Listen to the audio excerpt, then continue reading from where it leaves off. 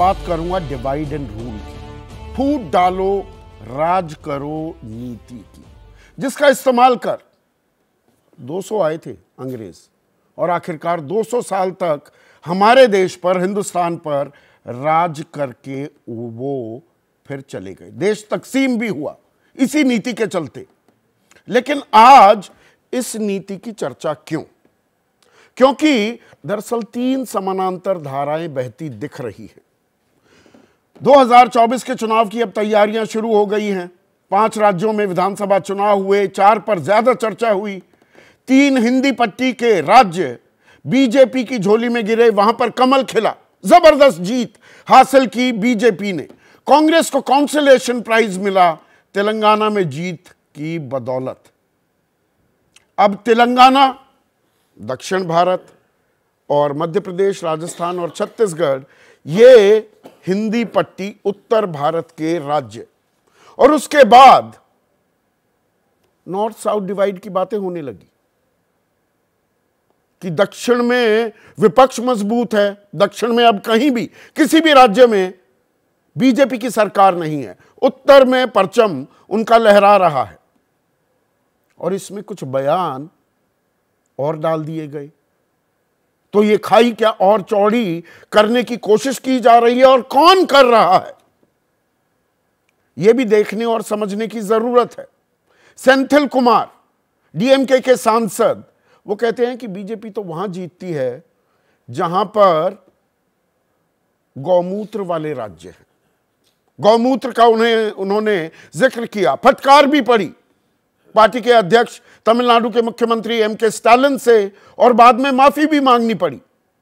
लेकिन तेलंगाना में जहां कांग्रेस की सरकार बनी है, वहां एक और बयान आया। बयान किसने दिया? रेवंत रेड्डी, जो अब मुख्यमंत्री बनने जा रहे हैं। वहां पर उन्होंने कहा, मेरा डीएनए तेलंगाना, केसीआर का डीएनए बिहार, ये बिहार से हैं, कुर्मी जाति से हैं।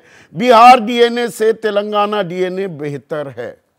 रेवंत रेड्डी ये भूल गए कि जो इंडिया गठबंधन की बानगी बनती दिखती है, कभी बिगड़ती दिखती है, यह विपक्षी खेमा है।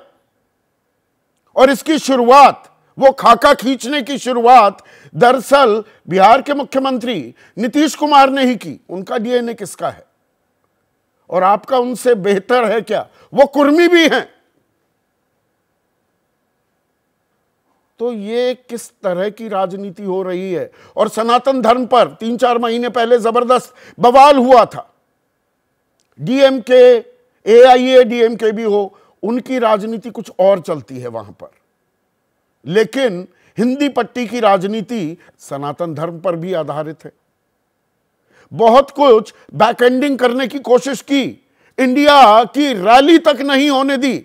साझा रैली होने वाली थी भोपाल में, कमलनाथ ने, वो सॉफ्ट हिंदुत्व की राह पर चलते भी दिखाई दिए। लेकिन आखिरकार लगभग 100 सीटों के अंतर से उन्हें मध्य प्रदेश में हार का सामना करना पड़ा। दूसरी धारा जो चल रही है वो हिंदू मुसलमान की। ये नया नहीं है, ये पहले भी चली, लेकिन फिर मजबूती से ये अवतरित होती दिख रही है। तेलंगाना में कांग्रेस ने बाकायदा मुस्लिम मैनिफेस्टो जारी किया। उधर गृह मंत्री अमित शाह ने ताल ठोकी कि ये जो 4% इनको आरक्षण दे रखा है तेलंगाना में, हमारी सरकार बनी तो हम वो आरक्षण खत्म कर देंगे। और हिंदी पट्टी की अगर मैं बात करूं, खास राजस्थान में जहां ध्रुवीकरण कार्ड नहीं खेला गया था, वहां खेला गया इस बार। कन्हैया लाल की हत्या एक बड़ा मुद्दा बन गई, और यह कानून व्यवस्था का मसला बनकर नहीं रह गया। इसको कहीं ना कहीं हिंदू मुसलमान करने में बीजेपी कामयाब रही, और कांग्रेस के पास इसका जवाब नहीं था। तो कानून व्यवस्था से दरअसल यह मसला ध्रुवीकरण की ओर चला गया। और इसमें भी कोई अचरज की बात नहीं कि बीजेपी ने इन चुनाव में 4 महंतों को टिकट भी दिया, और वो जीत कर भी आए। बाबा बालकनाथ तो खैर सांसद थे, विधायकी का चुनाव उन्हें लड़ाया गया। बाल मुकुंद आचार्य हवा महल से चुनाव जीते, और चुनाव जीतते ही जो मांस बेचने वाली दुकान थी, मीट शॉप्स, सड़क के किनारे जो बेचते थे उनके खिलाफ एक अभियान चलाने का आह्वान भी कर दिया, चुनौती भी दे दी, ये सब हटाना होगा। ये बात और है कि पूरा दक्षिण भारत देख लीजिए, पूर्व में पश्चिम बंगाल, उड़ीसा और नॉर्थ ईस्टर्न स्टेट्स, पश्चिम में महाराष्ट्र, राजस्थान में भी राजपूत, ये सब मांस खाते हैं। और आज हमारे जो पैनल पर लोग हैं, मैं उनसे ये पूछने भी वाला हूं, पर यह बात बाल मुकुंद आचार्य कह रहे हैं, इन्होंने तो इस चुनाव को भारत और पाकिस्तान के बीच मैच भी करार दे दिया था। इसके अलावा महंत प्रतापपुरी पोखरन से चुनाव लड़े और जीते, और ओटाराम देवासी ये सिरोही से चुनावी मैदान में उतरे थे बीजेपी के टिकट पर, और ये भी जीत गए। और 80-20 का नैरेटिव तो लगातार चलता ही है। तो एक राजनीति ये भी, और मुसलमानों में भी क्या विपक्ष के अंदर खाने एक आशंका भी घर करने लगी है। मैं क्षत्रपों की बात कर रहा हूं।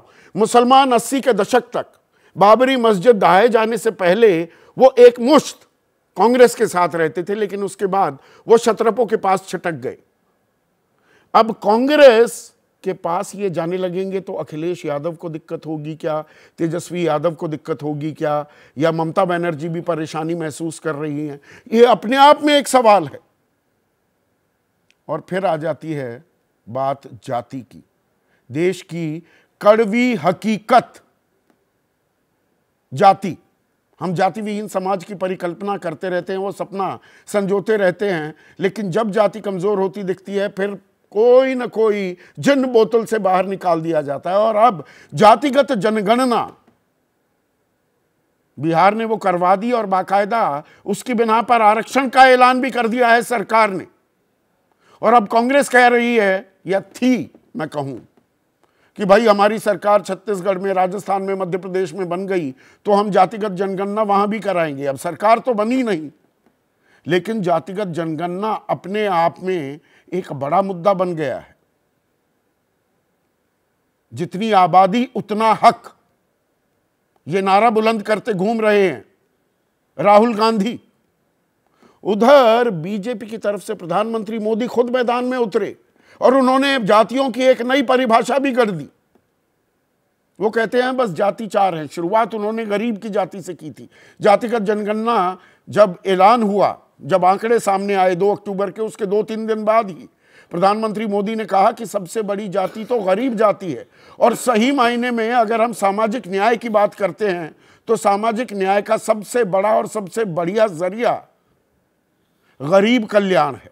अब उसमें उन्होंने महिला, युवा और किसान भी जोड़ दिए।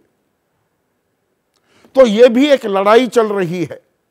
क्या विपक्ष चाह रहा है कि जाति के आधार पर लोग वोट करें, वो हिंदू बनकर वोट ना करें?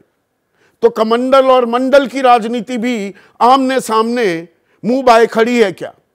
और बीजेपी चाह रही है कि हिंदू हिंदू बना रहे। इसीलिए अब ये 4 नई जातियों की बात हो रही है, गरीब, महिला, युवा और किसान। पर इससे किसका कल्याण हो रहा है? राजनीतिक नफे नुकसान का ही ये सारा खेल है, या समाज के भीतर दीवारें, खाई, पाट?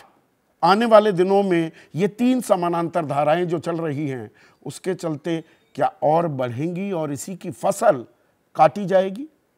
प्रधानमंत्री मोदी ने बाकायदा एक बयान भी दिया है।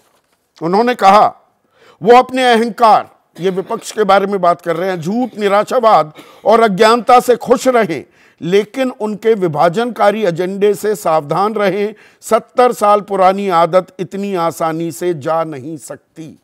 तो विभाजनकारी ताकत बता रहे हैं विपक्ष, खास कांग्रेस को प्रधानमंत्री मोदी। पर खेल चल रहा है, कौन चला रहा है, इसी पर आज हम चर्चा करने वाले हैं। ऐसे में आज का सीधा सवाल, फूट डालो, राज करो, ये गोरे चले गए, अब राजनीतिक दल इसी को अपनाने लगे हैं क्या? और 24 की लड़ाई बंटवारे पर आई कि समाज को बांटो, जातियों में बांटना है, नॉर्थ साउथ करना है, हिंदू मुसलमान करना है क्या?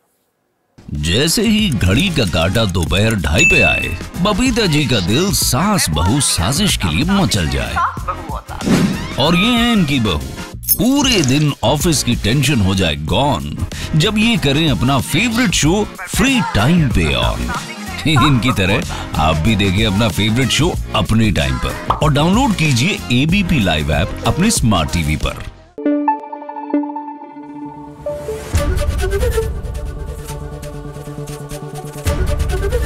एबीपी न्यूज आपको रखे आगे।